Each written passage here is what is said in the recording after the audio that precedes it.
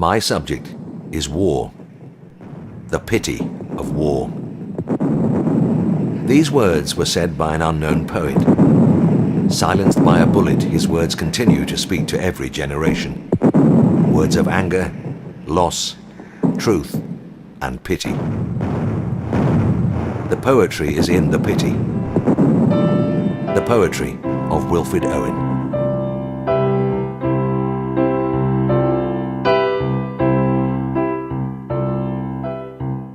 Born into a comfortable middle-class family, his parents, Susan and Tom, embraced traditional Edwardian values.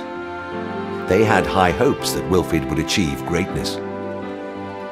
They lived surrounded by the trappings of wealth in Susan's father's grand house. But he died suddenly with unpaid debts, leaving the family destitute. They fled late at night to a house in a poorer area. As they entered, cockroaches scattered in the candlelight. Grey lines of back-to-back terraces replaced the hedgerows and open fields. Tom's meagre salary as a railway station master barely sustained them, and was stretched to the limit by his son's school fees. From Shropshire's rolling countryside came a family that had known great wealth and pride. In 1897, the Owens' lives changed, and they'd never be the same again. And it was to Birkenhead that father found a position to feed his wife and his children. Their son Wilfred was 7 years old when they came to the house in Elm Grove.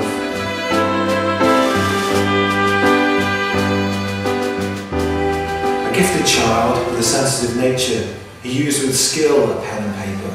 With eloquence he would write to his beloved mother throughout his life. Birkenhead flourished, business boomed, and Wilfred entered the most prestigious school. In Whetstone Lane stood the Institute, where his progeny was nurtured and first bore fruit. A house in Wilmer Road was now their home, not as grand as they'd ever known. But with holidays and good recreation, Wilfred was happy with his situation. With a faithful friend, Alex Patton, they enjoyed the pursuits and the town's attractions. After one more move to Milton Road, in 1907 Wilfred left at 14 years old.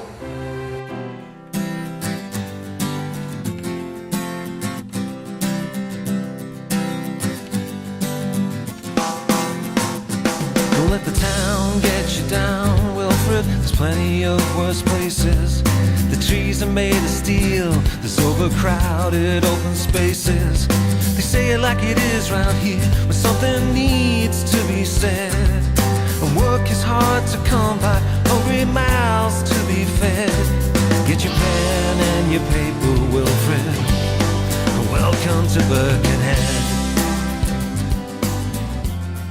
These houses still stand, though a little sad, as if too vexed to remember this country lad, who sat engrossed in books by night, in these cold plain rooms by candlelight. And Birkenhead has lost much more than time. Her face is old now, badly lined, but she may smile, for she has known that soldier poet, Wilfred Owen. And you'll find him in the proudest smile, or in the library if you stay a while, or in this liberty that we all enjoy, won by the brave and gifted boy. And the working class machine believes the propaganda that it's fed. Boys dressed up like toy soldiers, pretending to be dead. Feeding your imagination, Wilfred, your time in Birkenhead. At home, young, able-bodied men were enlisting in great numbers. Objectors were singled out for particularly harsh treatment. Although many men saw it as their duty and were eager to fight, some questioned the ritual slaughter, but, like cattle, were swept silently along in the tide of patriotism. In the end, Wilfred's pride in all that was English and the value of that way of life won through. He was commissioned to the 5th Manchesters, and soon he was waved off by women in flowers and tear-stained eyes, widows in waiting for the parade to the front line of hell. Started to miss them from the upland camp, then unmoved signals nodded and a lamb winked to the guard. Nothing would prepare Wilfred for the horrors unfolding before his eyes. Mud was everywhere. Exhausted, war-drunk men in their hundreds trudging through it. Hushed up they went, they were not ours. We never heard to which front these were sent, nor if they were yet to mark what the women meant. Shall they return to beatings of great bells in wild train low? Although he escaped a 15-foot fall, weeks later he was not so lucky. A shell exploded a few yards from his head, blowing him high into the air.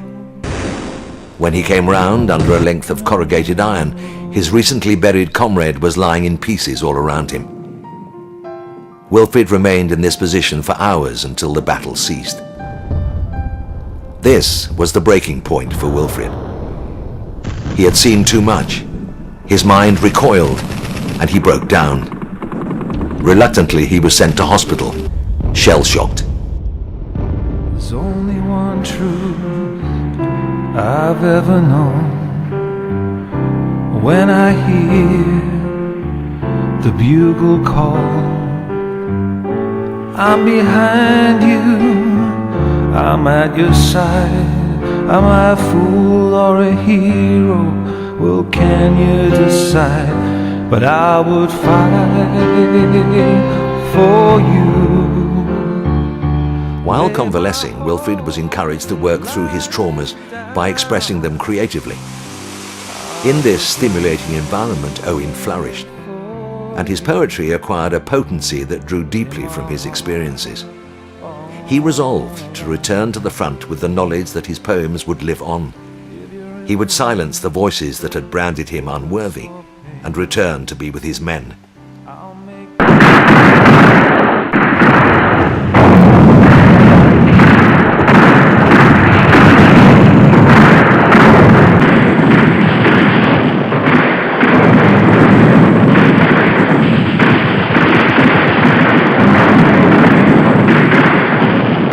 He returned to the war a different soldier.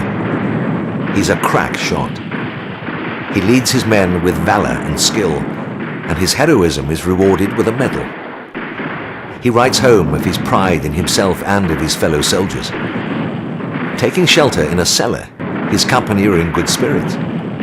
He reminisces over his life and is optimistic of Allied victory.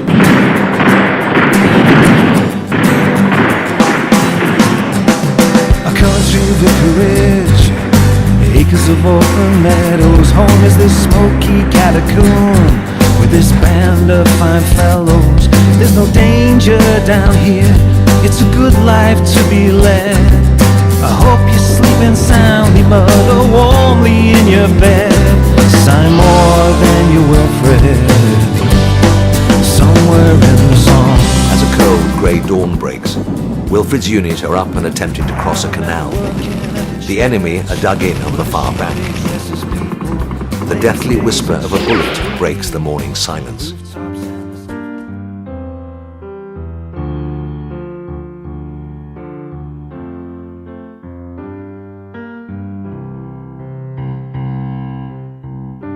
Move him into the sun.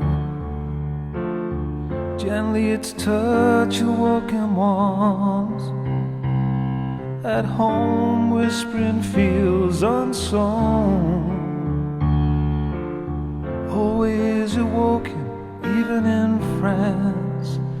Until this morning and this snow.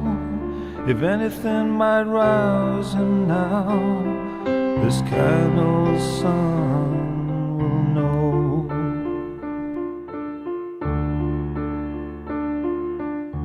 Think how it wakes the seeds. Woke once the clays of a cold star. Our limbs so dear achieved our sights. Full-nerved, still warm, too hard to stare. Was it for this?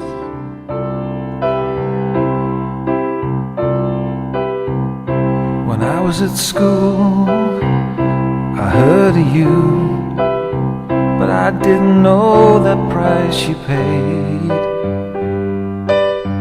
You were just a name in the room with the cane, a notebook in a glass case. Bullets and daffodils for every young man killed, blood-stained on the yellow hills. Poppies and monuments for a generation lost. The wind of war is never still.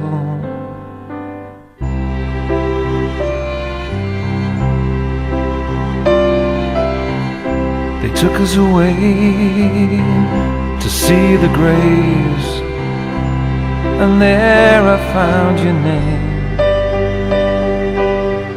in the parallel lines of thousands of lives, all chiseled away.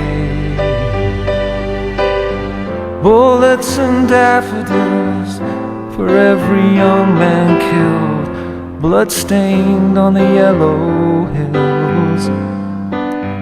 Poppies and monuments for the generation lost.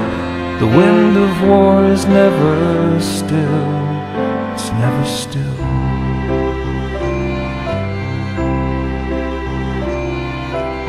Through these empty streets you walk like me, but words can be a light. The old school is gone and other wars have come, young men still playing with their lives. Bullets and daffodils, every young man killed, blood stained against the yellow.